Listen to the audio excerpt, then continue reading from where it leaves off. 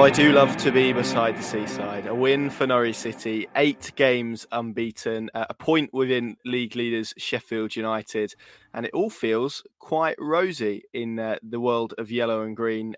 This is this week's PinkUn.com Norwich City podcast in association with Future Radio, reflecting on a hard-fought 1-0 win, as you have to describe a 1-0 win away from home. Hard fought, that's the label you have to stick on it, commonly the cliched one, but probably true in the case of Norwich City, as they travel to and beat Blackpool on Saturday. I'm Connor Southwell. Joining us this week is Sam Seaman and Paddy Davitt to reflect on that win in the Northwest. I'm going to start with on the seaside theme with a question for both of you gents. We'll start with Pad and then we'll go to Sam. Given that we ventured down to the seafront of Blackpool and we saw various sticks of rock, if you were to have a Norwich City stick of rock and you cracked it open, what would be the one word inside at this moment in time, Paddy? Well, you've given that some thought on this Sunday morning, Connor. That's not your give us your assessment of the game. Give us your assessment of what terminology. I like to keep you on your toes. No, I like it. I'm liking it. I'm just trying to think now and trying to say something pithy.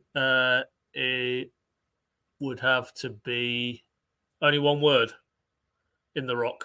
You couldn't have a phrase. You couldn't have a slogan. I'll let you have a phrase, but you're stretching this out to a fairly big stick of rock. Well, I think that it's just that. I mean, you could come up with one word, but I think work in progress would probably do because you're trying to span quite a different amount of conflicting themes there, and all of those were on show probably at Blackpool on Saturday, in terms of good and bad and somewhere in between. So yeah, that's not many words. Work in, you're only talking 1, 2, 3. That's only sort of, I'm not going to count the amount of letters, but it's not a lot of letters. I'm sure the Blackpool rock makers of the land could incorporate work in progress through a nice stick of, got to be green and yellow, sort of flavoured, with the stripes. Well, that was going to be my next question. What are the flavours in this scenario? What are the yellow and green flavours in that stick of rock? Well, I mean, if you're going yellow and green, I don't see how you can't trick it up and do anything other than apple and lemon, I suppose. Yellow and green, it would be a bit of a head messing if the green flavour tasted of, I don't know, strawberry. And I don't know where we're going with this, but anyway, so yeah, work in progress from me, Connor. Move on. Sam? I don't think this has ever appeared in a stick of rock because it's not particularly inspiring, but I think I'll probably say decent. It's just all right, isn't it? They're doing all right on the way. But yeah, this is in danger of turning into a food podcast at this point. The first 3 minutes, and it's plenty of food content in there, which you boys know me. I'll be right up for that, but I don't think that's what our job is, unfortunately. Well, there we go. That's a different way to start it. I mean, Paddy, Connor, no. You posed the question. So, what would your motivational slogan to incorporate where Norwich are at this juncture of the Championship be incorporated in a stick of confectionery? See, I probably gave myself time to think about it because I knew I was going to ask the question. Effective, I think, would be my word at this moment in time. I could probably extend it into a phrase, something along the lines of not sexy but effective. But that's very difficult to get into a stick of rock, I think. So I'll condense it down to effective. But yeah, I mean, it does. I am taking this somewhere. I mean, we've had lots of discussions on this podcast speaking about Norwich City, and some of that has been fairly reflective. Some of it's been quite critical at times, and I think there's been some justification behind that criticism. But I referenced this in my video verdict pad, so I'll throw it over to you. Is it time we start talking about what this Norwich City team is rather than what it isn't? Because there's been a lot of the conversation, a lot of the discourse around how this team isn't maybe what the title-winning teams of previous years, previous managers have been. But actually, they're still winning football matches. They still sit relatively pretty at the top of the Championship. Is it time that we start reframing the conversation that we have around this Norwich City team? Funny enough, both my pointers were on that kind of vibe, the difference between theory and practice. If you want to use a driving test analogy, in terms of this theoretical debate around what is Smith, what is his style of play, and the practice, i.e., as it is now, 23 points from 11 games. I think 4 Championship clean sheets. You cannot argue with those numbers, even if there's some around that or in the air feeling or sense that something's missing. You cannot dispute this growing body of statistics, which are all very favourable. Second in the table, 1 point behind the leaders. And I'm gone on similar theme for my sort of more considered match focus piece later on for print on Monday as well. And I think for me, bizarrely, because we'll just explain where we are situated at Blackpool in terms of the media seats, we're effectively in the away end. It's the most random configuration. Doesn't happen any other ground that I can think of where essentially we're just a gangway away from sort of reaching out and touching Norwich fans, and there was plenty of Norwich fans. So I don't know whether we're talking about this today in the context of not only the result, but the feeling that we were right in and amongst that fan base. You could feel it, you could hear it, you could experience it. And all I would say is 1,700 plus, you ask any of those if they had any issue with that group of players, Dean Smith, how that team went about it, the result they got. The reality is they didn't. They clearly didn't. And this sea of humanity that as they all filed out and went across the width of that main stand, or that stand, the noise that accompanied them as they headed to the exit, that'll have been heard in that away dressing room, I'm sure. So no, there was no sense for me that there's a disconnect there, that there's something's missing. Now we know, obviously, at Carrow Road there is justifiably a debate about atmosphere or lack of, but no, I think the time has come to, package any nostalgia for Farker 1.0 and that first title win, because I don't think that's the benchmark. I don't think that's how most teams get out of the Championship. That was the anomaly for me, and I don't think it's fair to grade the work of, Dean Smith or even Stuart Webber this time around by what happened in 18-19. That was a season unlike any other, and the style and the manner that Norwich set about the task probably hasn't been seen, certainly since that point. So it's probably, for me now, it really reached the point where it is unfair to judge Smith by those standards. The Farker 2.0, to use that phrase, that was a fairly soulless experience, played out obviously in the pandemic in empty stadia, but 17 was it slender 1-0 hard-fought wins, not 1-0 but 1-goal wins, sorry. That's where we are at the moment under this collective, So is it that the 18-19 should be taken out of the equation when you're comparing what Smith is trying to do?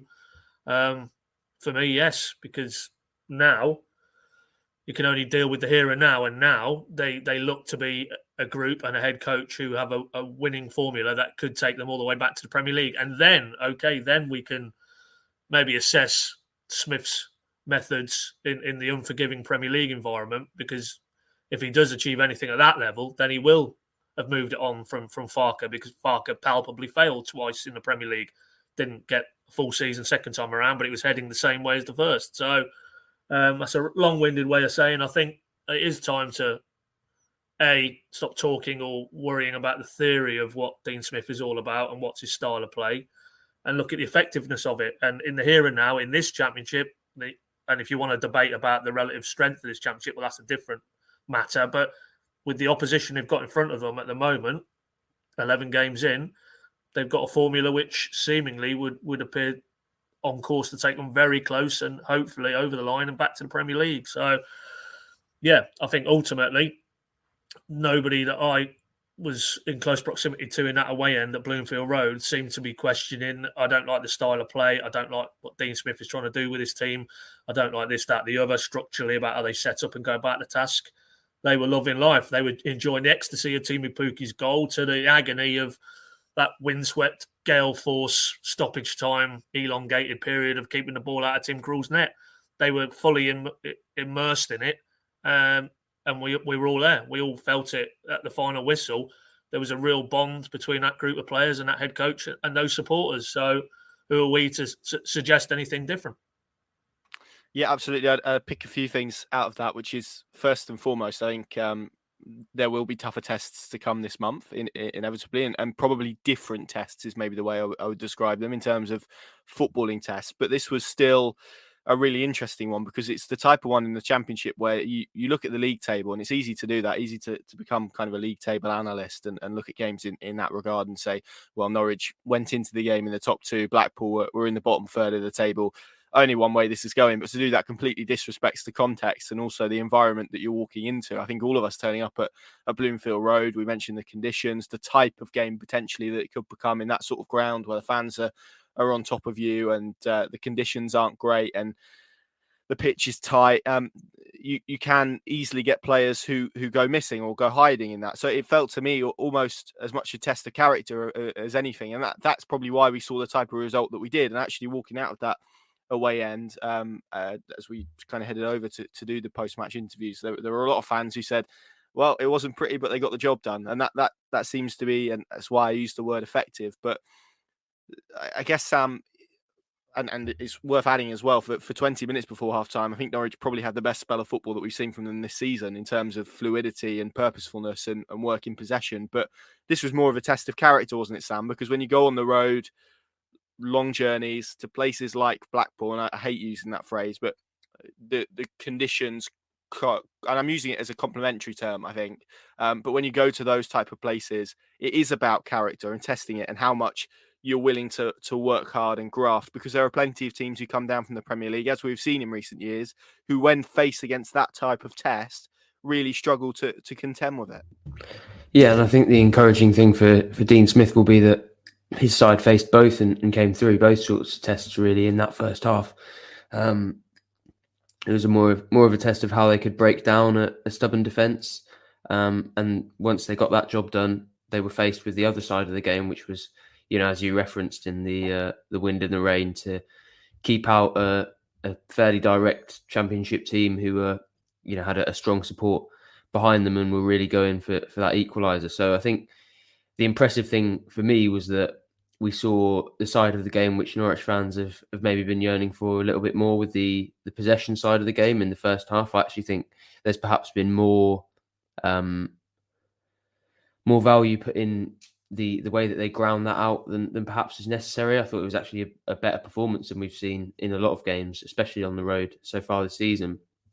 But in any professional league, when you're one goal up away from home with sort of 15 minutes to go, you are going to face that type of test. And I thought Blackpool really did put the Norwich defence through it. There was a lot of balls into the box, a lot of sort of last-ditch clearances. Tim Krul made a couple of decent saves, and to see Norwich come through a test like that, having already played the way that Norwich fans want to see and broken down Blackpool with their sort of possession-based play and their creation of chances, was really encouraging. But yeah, I don't think there's necessarily any need to boil it down simply to fighting and grinding something out, because I actually thought, especially in the first half, and there were periods sort of in the middle of the second half as well, where they were actually linking up with each other really well, and there were quite a few sort of one-touch interchanges in and around the box that I don't think we've seen particularly regularly so far, but the sorts of things that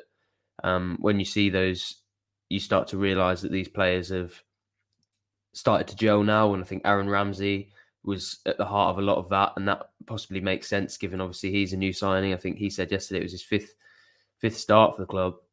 So, it totally makes sense that he needed a bit of time to get used to the other players, and that understanding needed time to build up between those players. And now they look like a team that knows a little bit more what they want to do in possession, and maybe has a little bit more confidence that they're moving in the same direction together. But, the thing that you want to see with successful sides, and the indicators you want to see, are teams that can do it in both ways. And over the course of the season so far, I think we've seen some good performances in possession where they've broken teams down, but maybe looked a little bit vulnerable. I'm thinking Huddersfield, where they were sort of very good in possession, but they didn't have that. They didn't look to have that sturdy edge. They shouldn't have conceded that goal really. And then other games like maybe Sunderland, where they have ground it out, they have found a goal somehow, and they have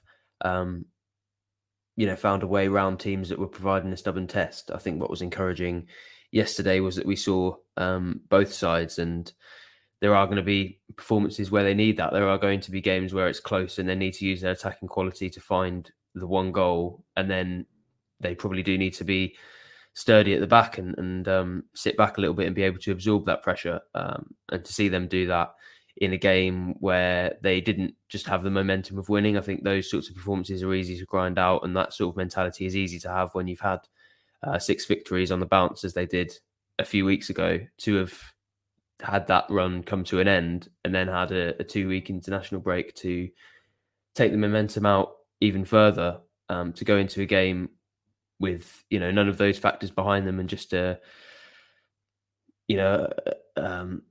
football match to show their capabilities, and to go and do it like that, I think was really encouraging, and it certainly bodes well for their Championship promotion credentials going forward. Only 3 teams have conceded fewer goals than Norwich City, Sheffield United being one, Rotherham and Preston, who are just a freak club at the minute. They seem to be playing games on kind of Morse code rather than goals at this moment in time. That kind of defensive element, Pad, and I remember listening to Daniel Farker speak about this. Teams who gain promotion through being defensively solid, statistically, have a better chance of surviving in the Premier League. It's probably something I think that we've discussed on this podcast before about after relegation, what we wanted to see a Norwich City team have in terms of that defensive resilience. It was another clean sheet yesterday. They're beginning to prove that they're able to defend really capably, aren't they? Because again, even though I know Blackpool hit the post, there was one shot from range that Tim Krul beat away. There was a header from Gary Medine, but none that I would really say caused him a huge amount of kind of concern at what he was facing. They seem to be defending their penalty area and limiting the amount of big chances they're facing. Probably that's improved over recent weeks as well. And when you do go to places like this, when the game is on such a small margin, and we'll get into just how small that margin was perhaps, or the difference of quality in that margin, but they are seemingly building a better defensive base than they have done previously at this level, if we do want to dip back into the comparisons. Yeah, and ultimately, I'm loath to sort of now extrapolate that because obviously they have to get there first, but what that would mean in terms of a Smith template going back into the Premier League. But worth reiterating, when he did take over the club and they were in the Premier League, his priority, and he was very open about it and crystallised with what he basically did to Max Aarons, which was we need to be far more defensively solid. He talked again about it on Thursday, that they were giving up too many big chances when he first arrived. And part of that he felt was limiting Max's probably natural desire to get forward and cross the halfway line and showcase his attacking threat. So that tells you the mentality that Dean Smith originally came in, and obviously, as we all know, as it played out, it wasn't nowhere near good enough to keep them above the cut line in the Premier League. But the numbers you have alluded to already defensively this season suggest that still very much is at the essence of what you're trying to do, which is build from a very, very residually robust platform. And, what I would say is, the quality of the finishing at this level is what it is.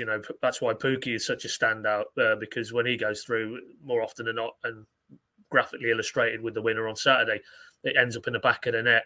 We see it week in and week out when teams do get themselves in decent positions against Norwich. While it is okay, partly down to Norwich and their defensive resolution, the standard of finishing, I think, is a long way short of what we get in the Premier League. So, but to go back to my first point, you can only deal with what's in front of you, and that is at this stage of the season, championship forwards, championship attackers, and I just think what it boils down to, it's 2 parts really. One, it's that defensive organisation that Smith and Shakespeare and Bramley, Alan Russell maybe as well as an input there, that they're working on day in, day out, week in, week out. But ultimately, Tim Krul, Grant Hanley, Max Aarons, Andrew Bamaba-Daly, and I'd even put Sam Barham in there. They're better than championship grade defenders, so they should be better than championship attackers in terms of nullifying them week in, week out. Doesn't always come to pass, but essentially it's probably the reverse of what Norwich encounter when they go to the Premier League, that they don't probably have as good of players. And, coaching has its place, and structure and discipline and organisation, but fundamentally it probably comes down to the grade of player you've got and the resource available. And at this level, and it's not just at the back end of the pitch, but that's what we're focusing on at this part of the chat. They do have, for me, better players than just championship grade. And obviously, if you can then arrange them in a very cohesive unit, and there is now, certainly since Byram came back into the side, there is a consistency to selection in that area of the group of the pitch, and that has to help. Game to game, week to week. They know what they need to do. I thought it was quite telling, actually. I looked over when Medine came on. It was about, I think, midway through the second half, maybe slightly later. And he's a big, powerful presence. And there was one good save Krul did have to make. But that aside, he didn't really get much of a look in. But I did note that as he was about to enter the field of play, Omobamidele straight over to Hanley. That modern day footballer thing of hand over mouth, so they can't see, or we can't see what they're trying to speak about. I don't think you need to worry too much about cameras in the Championship, but essentially you could see they were just deconstructing between them. Right, this is maybe a slightly different threat to what we'd face this afternoon. How are we going to deal with it? Are you going to take him on certain situations aerially? Am I going to take him? And for me, those two are really at the heart of this. They are, let's be honest, they're both internationals. One's slightly more in advanced years in terms of the games under his belt. One's just at the outset, but both of them, I think, are a cut above the Championship. And if you've got better than Championship players and you can arrange them in a fairly cohesive setup, then, yeah, I'd like to think there'll be plenty more clean sheets this season. Sam, we spoke.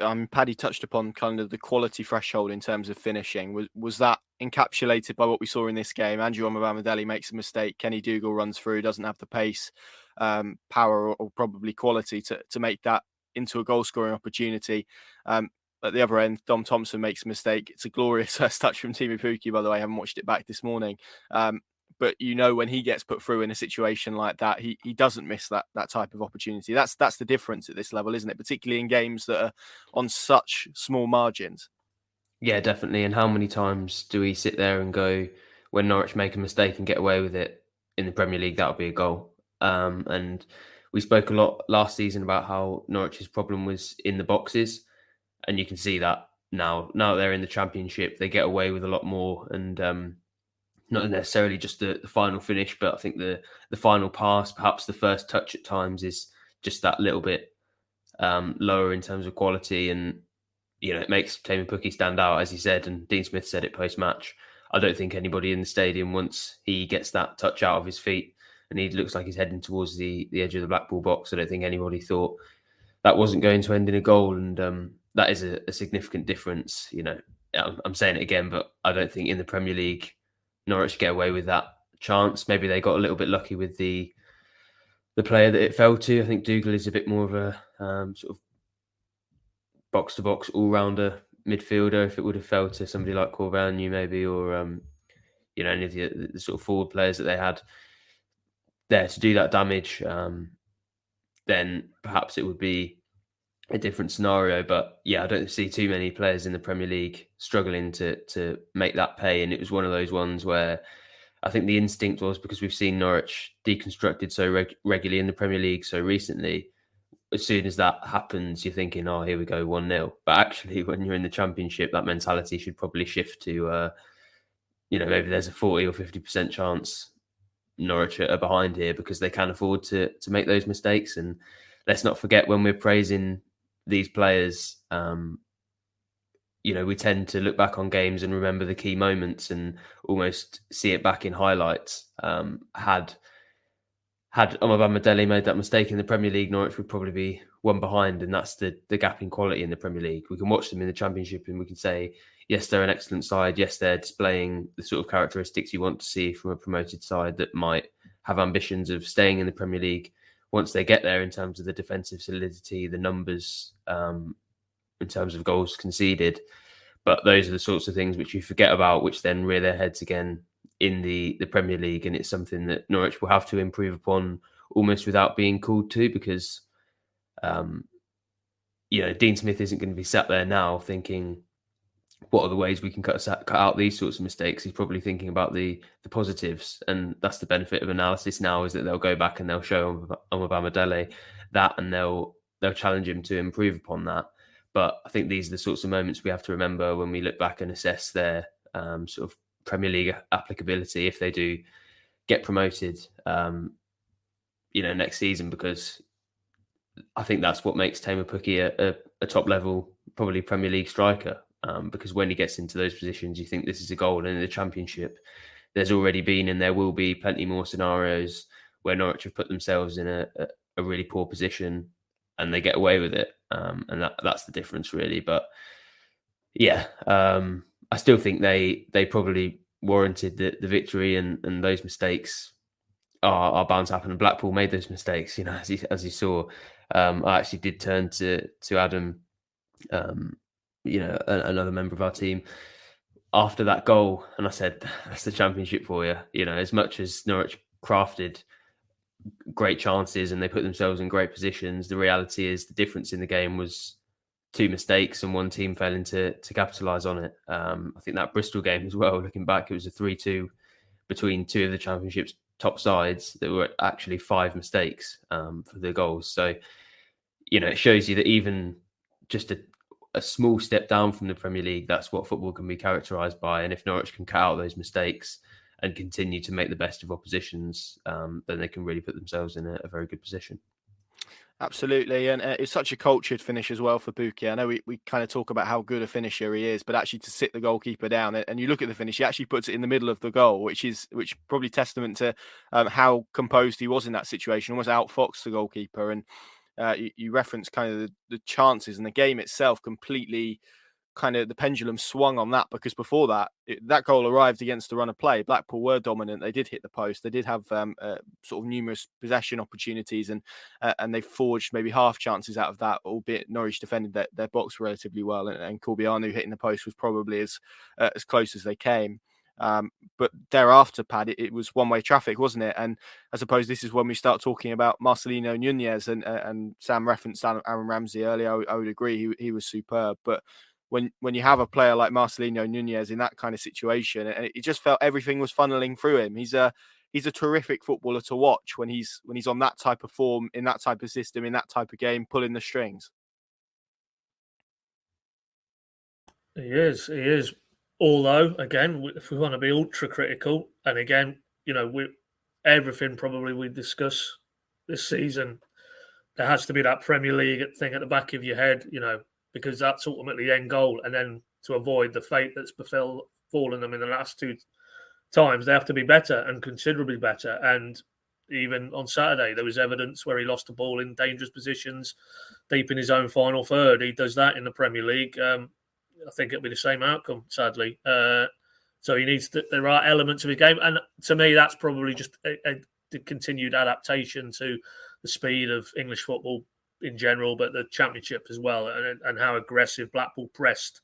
We've seen that trait from him, and he needs to eradicate it. But on the other side of the ledger, yeah, he was, in them, if you take Smith, at what he said post-match, they're probably best attacking phase of the season in terms of the relentlessness of how they created chance after chance after chance. And really, it was only the keeper, Maxwell, who prevented them being out of sight at half-time.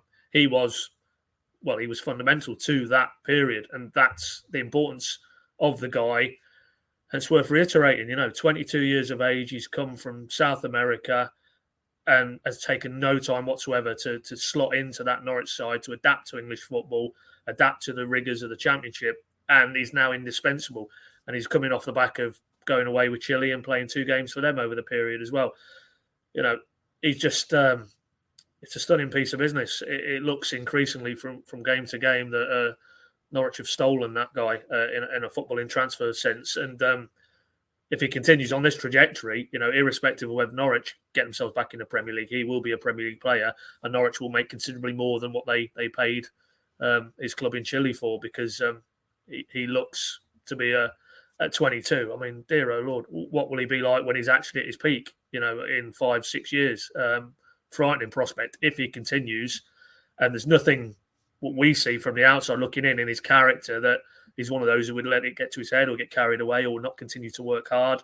Very humble by all accounts. And as Smith said, they have to drag him off the training pitches. He just loves the game. He just wants to be out there. He wants to play football all the time.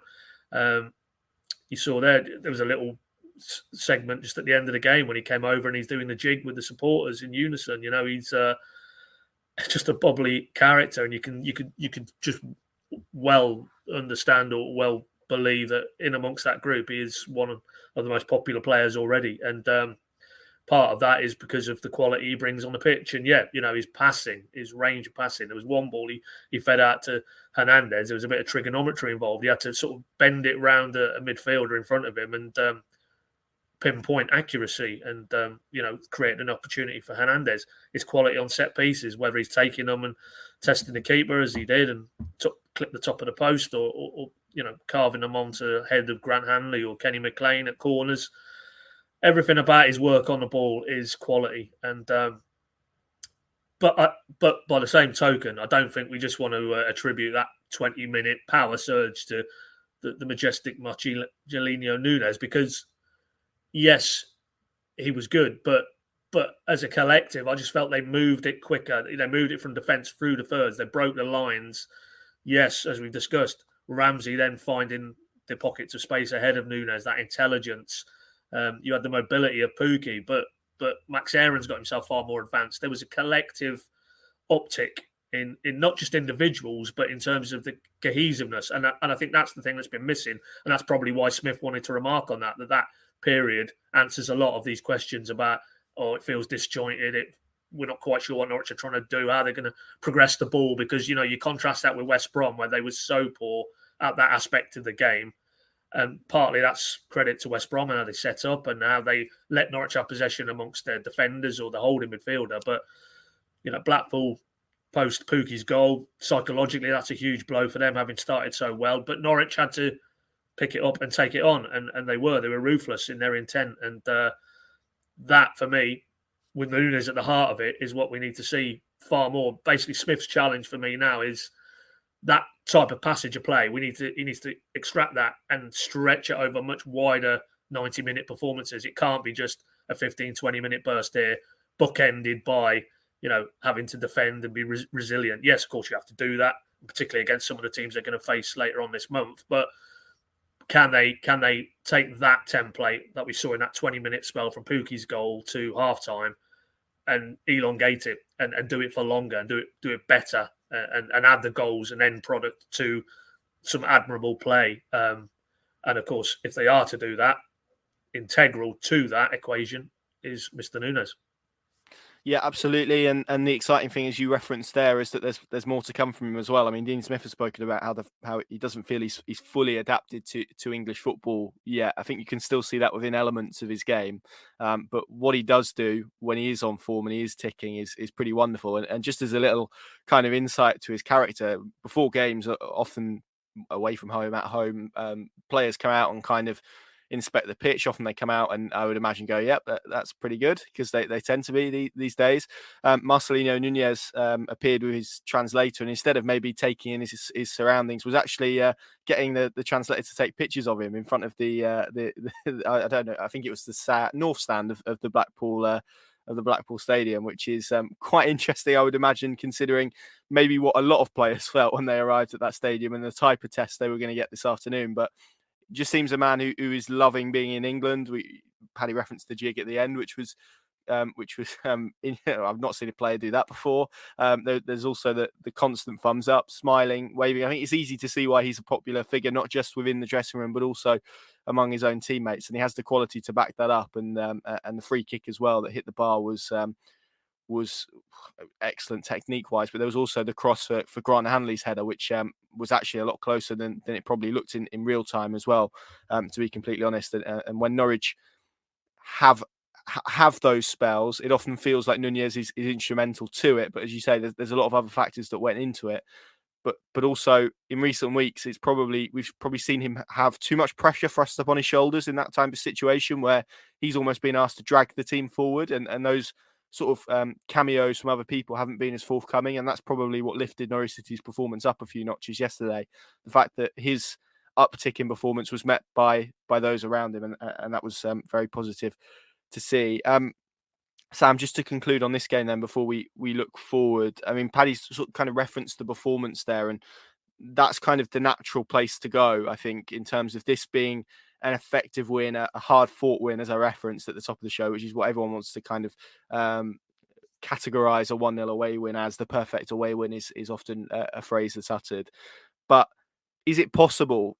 Are people simply expecting too much for Norwich when we talk about these type of games, to go away from home and to dominate games for 90 minutes at this type of place when it is intimidating? We've referenced all the context and conditions, so we don't need to go around that again. But is it possible for Norwich City to push a performance over 90 minutes in these type of conditions, particularly away from home? I think it's probably a slightly different situation at home. Well, that was something Dean Smith referenced before the game, wasn't it? He spoke about how even in the Premier League, Liverpool and Manchester City don't dominate 90 minutes of games, and how Norwich had a good spell at Anfield last season. I think the difference that he possibly left out there was Norwich are producing real dominance for maybe 20, 30 minutes. At their best, they've had very strong halves this season. And you look at teams like Liverpool and Manchester City, and they're probably dominating games for 82 minutes, and they're letting teams in for, 8 or 9 minutes here or there. And what Norwich need to do is, maybe it's not possible to dominate games for 90 minutes just because of the psychology of football. It's very difficult to, when you're 1-0 up. I know there's this cliche of, it's 0-0, but nobody actually plays like that when they're 1-0 up with 10 minutes left. But could they play like that from minute 0 to minute 80? I think the best teams definitely could. And that's what Norwich fans are hoping to see. The conditions is an interesting point, and probably a fair one, because there's a lot of things go out of your control when things are like that, and it becomes almost just a battle of wills to see who can force the ball in the opposite direction as best they can. But you look at it as a body of work, and we've yet to see across the season a game where Norwich have dominated for 60, 70 minutes. And that's what they should be doing as a team who, going into the start of the season, probably were the favourites for Championship promotion, or at least in the top 2 or 3. So I think it definitely is possible, and it's not too demanding to ask that they dominate for more than 20 minutes. I think that's totally fair, especially against a team who, going into the game, were 19th in the Championship. Blackpool were sturdy, and they had all those attributes you discussed about, making it a tough place to go and all the cliches. But at the end of the day, the quality they have in that squad, they brought on, with all due respect, Gary Medine to change the game. And, he's a decent enough EFL striker. But when Norwich have got players like, potentially £10 million Gabriel Sara on the bench, Kieran Dowell, who's got plenty of Championship experience, goals and assists, plenty of players in that squad who maybe were even struggling to make the match day squad, who Blackpool would potentially have in their starting 11. When you're coming up against teams of that calibre, Norwich really should be dominating for longer periods. And, I totally understand that this was a sort of game where you can't do that, or maybe where it's more difficult to do that. But you look at seasons prior, and I remember a 1-0 win at QPR where Norwich weren't particularly impressive in that. Was that when Timu Pukki scored the goal that wasn't a proper goal? That was it somehow. Who said that at the time? I can't remember who said that. But I PPR manager said it wasn't a proper goal. Yeah, it was that one. And I don't want to keep harking back to 2018-19, but I think games like that were more palatable because they came in the midst of regular possession dominant, entertaining performances. And this win at Blackpool is a fantastic win, and there were plenty of signs of a good team, but it was what's becoming a regular pattern for Norwich, and I don't think it's necessarily totally sustainable to always want to be part of those sort of ground out, hard fought wins. And unless you really do buy into that, and we've seen the likes of Stoke, maybe Middlesbrough previously, get out of the Championship by buying into those principles. I don't think Norwich have bought into those principles. I think that's just what's getting them through at the moment. And they are a team that looks like they want to dominate games, and they want to be in possession, and they want to be attacking. They don't want to be defined by those principles. And going forward, perhaps we do need to see that spell of dominance stretched out a little bit. But the good sign for me is that I think it's coming. I think they look better and better in possession quite regularly. Perhaps if you forget about that West Brom game, and Sam Barham said there was a little bit of an illness bug going through the squad, so perhaps that was an indicator of why things perhaps didn't go their way in that game. But if you broaden it out, I think they have been looking like they're getting better in possession, and they have looked like they're gelling together as a squad a little bit more. So I think it's probably coming. Even law of averages, a team that keeps winning this many games will have to do it at some point. But Norwich fans want to see it on a consistent basis, and I think that's a totally justified and realistic demand. Yeah, it's interesting because I think yesterday we probably learnt a lot more about the intangibles than perhaps we did what they are as a group of players and what they're trying to do from a tactical perspective. But it's an interesting debate, and it will rage on for every win and every performance that is like this. And you know, it's difficult, particularly with the context of what we've seen in recent seasons and how they've got promoted. If they do get promoted, it is still an if, obviously, at this stage. Is that enough? And is the manner of which they do it more important than actually doing it? And I think that's a debate that's going to rage on all season, this performance versus results debate that's been going on, unless there's a significant shift or change in terms of what they do. Pad, this game starts what is a pretty hectic month. I've certainly not seen a month that contains 8 games in it before, I don't think, from memory. Obviously this season is slightly unique because of the World Cup break that if we were allowed to call it a break, I'll have to check with Dean Smith, but the World Cup period that we've got where there are no games for a portion of time. Norwich have games. I mean, they play Reading on Tuesday, which we'll get into a bit later on. They're third at this moment in time. They play Sheffield United. They play Burnley. They play Watford. All of those games are away from home, by the way, as well. They are going to be on the road more than they're going to be at home. I think it's 12 games now to the World Cup break period. This is the month where we're going to learn, isn't it? And just to kind of link it back to what we were speaking about this debate, this is where we're going to learn maybe which side of the coin Norwich City are on, or maybe if they're somewhere down the middle, which perhaps is the most likely outcome. Well, yes, there's no doubt. I mean, you've referenced Sheffield United, Reading, Burnley. I think, is that 3 of the other top 4 as we sit here? I'd have to call up the league table. Yep, Sheffield United, Norwich, Reading, Burnley. So, and those 3 games all away from home. So if Norwich emerge unscathed from this swing this month, still sort of sitting in that type of position, having played those teams, then for me it's definitively been answered. This Norwich group are good enough to go and get results against the best sides in this division, and they can add the panache and add the polish as we move through. But as Dean Smith, I keep going back to this, he said after that Birmingham comeback stoppage time win recently on El Hernandez, those are the hard yards. It's not looking back next May and you're in the Premier League, hopefully. Didn't we scratch around at Blackpool? Didn't we scratch around at Burnley? No, it's about we got the wins. In the case of Blackpool, we followed it with a clean sheet as well. And that's clearly the mindset. Dean Smith said after the game on Saturday, he basically sat down his players when he got them all back together after the international period and mapped out how important this, I think he said it was 11 games, spell was, and that they needed to get as many wins on the board as they could. And it's just an attritional spell now. It isn't about, as I say, battering teams 4 and 5. It's about going to Reading, firstly, this coming Tuesday. It's about going to Burnley and Sheffield United in the space of, I think, 3 days. Sheffield United, then Burnley towards the end of this month, and coming back with something. Maybe not necessarily wins. That would be probably too unrealistic, but to expect they could go to all 3 and come back with 3 wins, but certainly not to get beaten. And that's why I think you have to take a lot of confidence into those games because of, again, what we saw at Blackpool defensively and what we saw at Sheffield United previously, what we saw even at Birmingham and those places. When questions are asked of them defensively, they have that resilience, they have that character, that willingness to put bodies on the line, to defend Tim Krul's goal. And they will need those attributes in abundance going to these type of teams because by definition of the fact that they're up around Norwich, they're clearly winning games, they're confident, they have players who can score goals, and they will have players who can create chances. So Norwich are going to get, make no mistake, tested defensively in these upcoming games against the top teams.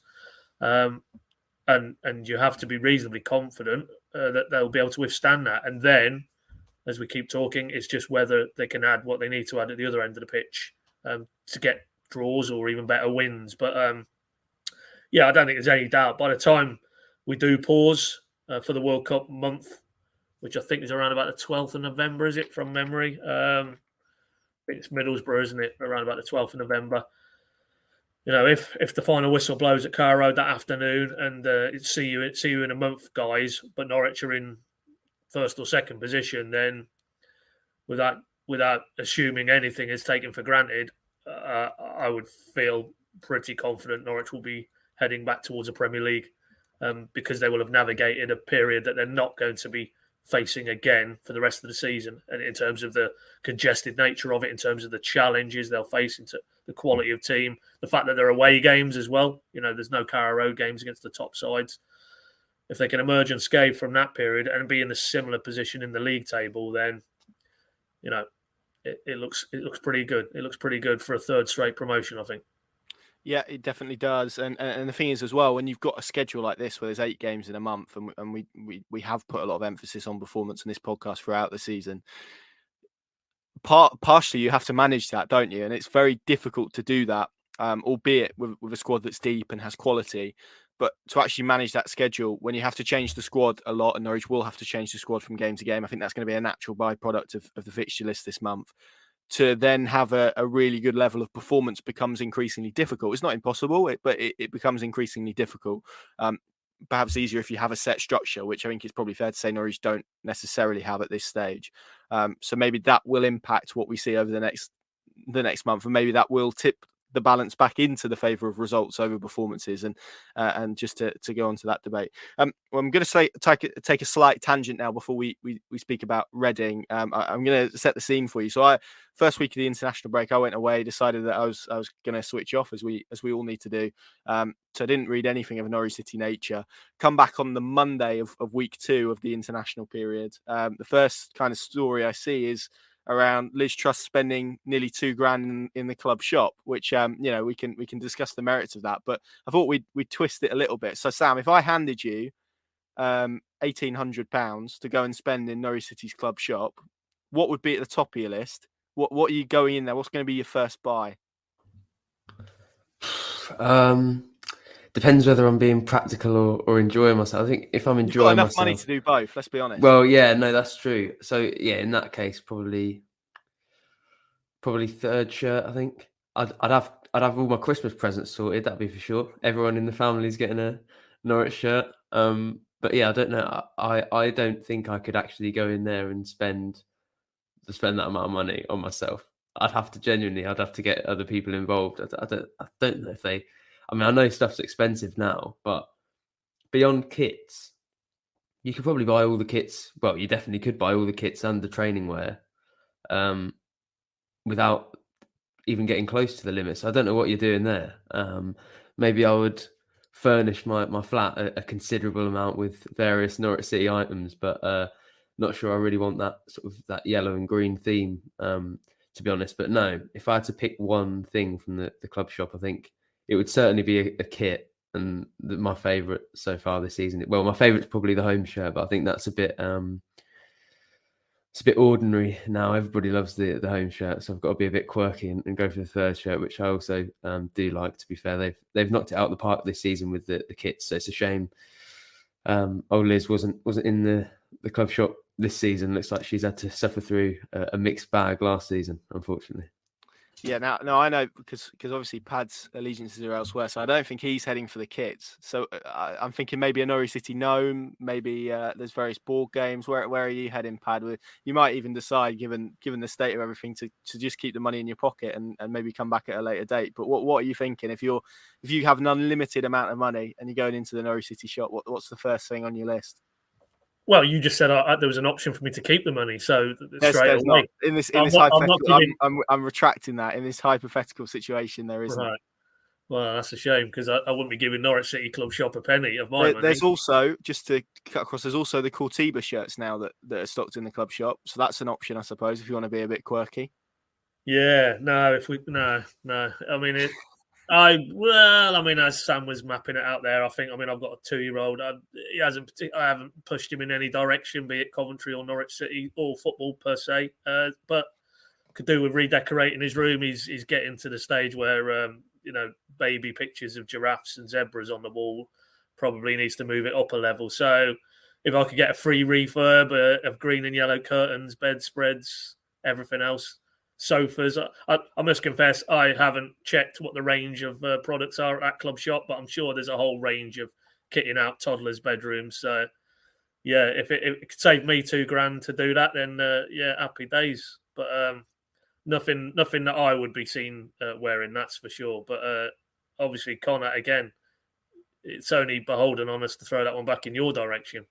Well, do I'm you sure know what you've got a range of ideas. Do you know what I'm now doing? I've now opened the shop on the screen in front of me, and I've headed immediately for the souvenirs section because I feel like this is where the best wonders are going to be. But I don't really know, nor do I know how it's possible. There's some very nice scarves. You can get a permanent marker pen, Norwich City permanent marker pen, if you so wished.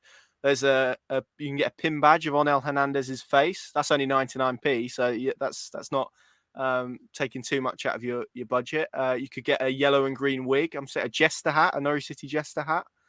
The opportunities are endless. I don't know where I'd had maybe one of those gnomes, just because I think if that was in the garden, you wouldn't get any intruders, would you? So maybe that's I'm thinking on a security perspective that would work quite well.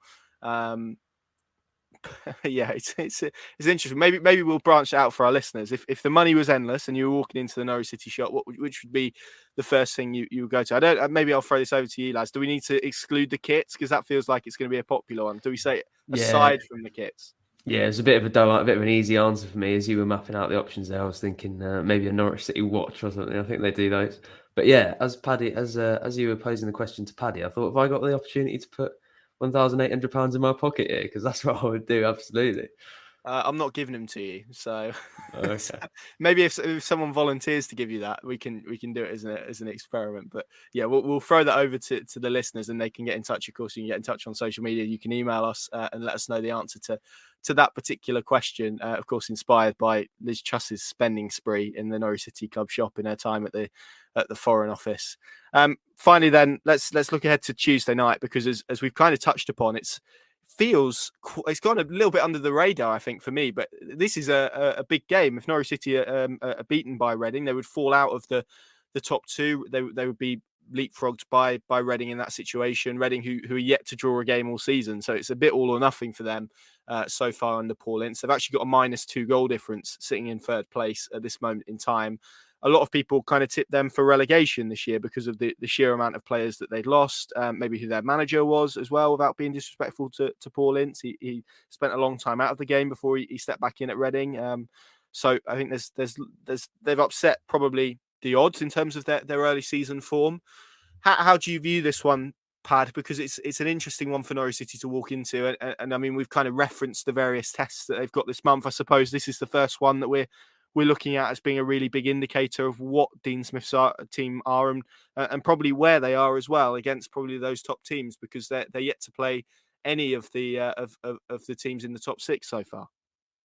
Yeah, I mean, Bristol City must have been in and around that mark, surely, when they came to Carr Road. I think they were outside, but the current top six, so I'll read it out: Sheffield United, Reading, Burnley, QPR, Blackburn. They haven't played any of those teams yet. I think they play QPR before the World Cup break as well, don't they? So they've got 5 of the 6 before the World Cup break. Obviously, that will change as well. You've got Luton on the outskirts. Swansea have shot up to 10th. So it changes a bit, but of the current top 6. Yeah, well, the reason I throw them in is because I think you'll get a similar vibe from I mean, Bristol came here, they were full of confidence and really, really, there was no fear in terms of how they attacked it. They wanted to basically impose their style of play and the type of game they wanted to play on Norwich. And more so with it being Reading at home, I would assume they would want to do that. I'm just looking down at some of their results and more so the goals. And Lucas Jow's the one who stands out. You know, there's a player who's been around this level for a while now, had a big reputation when he arrived at Reading. He's 38 league goals in 74 starts for Reading. So he clearly is their main threat. He's their top scorer this season.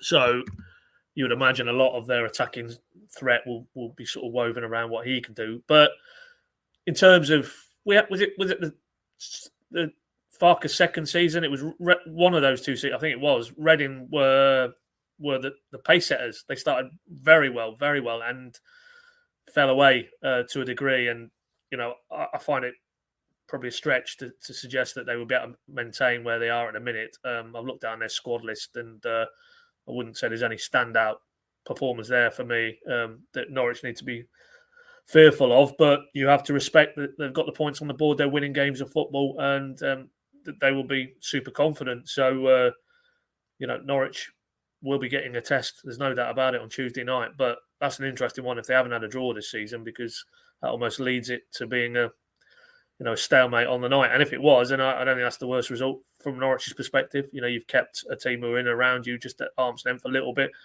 But what you would expect is the onus is going to be firmly on Reading to force the pace and try and push Norwich back. And as we keep talking about, Norwich's defensive resolution came through again on Saturday. I think if that's as secure as we saw on Saturday, and as we've seen at previous points already this season on Tuesday night, then you have to think with the players that we've talked about on this pod, Pukki and Ramsey and Nunez, that they will create chances themselves. So, yeah, nothing to fear. I don't think there's any team in this division Norwich need to fear. But you have to respect Reading and the start they've had. And if Norwich are off it, then, yeah, they can get caught out as they did at Hull earlier this season, as they did at Cardiff earlier this season. I'm sure Dean Smith would shoot back that this is a very different group of players now, and the results bear that out. But it's one thing putting yourself in a good position now and having a solid platform to build from, but it's from here on now, and we don't want to labour the point, but this period from now until the World Cup starts, if they back up what they've done in the first 11 games and produce something similar in terms of points, hauls and clean sheets, then they'll have really, I think, sent out a definitive statement that under this head coach and that group of players, you're going to have to be a very good side to finish above them, I think. Absolutely, and we will be there at the Mendaci Stadium on Tuesday evening to see if Norwich City can make it 2 away wins from 2. I think we a draw, actually, 4 points from 2 games. It takes it back to the average of 2 points per game, doesn't it? Doesn't necessarily work out as the worst thing in the world. But if Norwich could get 6 and put a little bit more daylight between themselves and Reading, that's certainly a positive thing at this stage of the season as well. And then obviously we reconvene at Carrow Road next weekend for Preston, isn't it? So that's likely to be a high-scoring affair, judging by Preston's start to this season. Thank you very much for listening. Sam, Paddy, thank you very much for joining me. It was one of the better trips to the seaside, I think. Blackpool, particularly given the way the game panned out. It's going to be an interesting month for Norwich City, and that was the perfect way to get it going. Thank you very much for listening, and we'll see you again next week.